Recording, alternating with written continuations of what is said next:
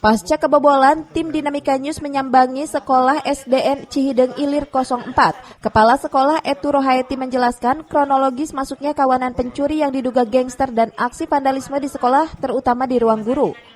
Aksi yang dilakukan kawanan gangster ini dengan membawa senjata tajam juga terekam kamera pengawas CCTV di sekolah tersebut. Akibat peristiwa ini sejumlah barang inventaris milik sekolah raib. Selanjutnya kasus tersebut kini ditangani pihak kepolisian setempat.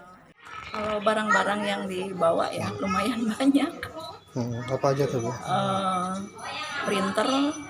Printer 2, infocus 2, terus laptop 3, layar infocus, sampai ke dispenser sama galonnya diangkat. Oh, diangkat tabung semua ya, Bu? gas segala ya. Terus kondisi kantor ya, Bu, yang diacak-acak itu seperti apa nih, Bu? Kantor acak-acak itu? Aduh, tadi sih pas datang parah banget. Yang pertama mengetahui siapa, Bu? Penjaga. Pas datang ke sini pintu udah terbuka. Itu selain alat-alat elektronik, Bu, mungkin tadi kita lihat ada tembok ya yang oleh tinta. Iya, itu tembok habis disiramin tinta, lantai juga, meja guru semua, loker, kursi itu semua habis disiram tinta. Mungkin ada jejak atau apapun yang Tadi sih ditinggalkan. ada sendal yang ketinggalan ya.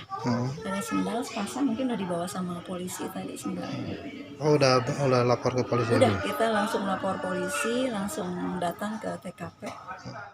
Kejadian ini membuat pihak sekolah menghentikan kegiatan belajar mengajar dan memulangkan para siswa lebih awal.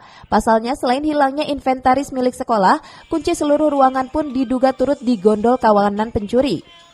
Dari Ciampea, Kabupaten Bogor, Iman Abdurrahman melaporkan.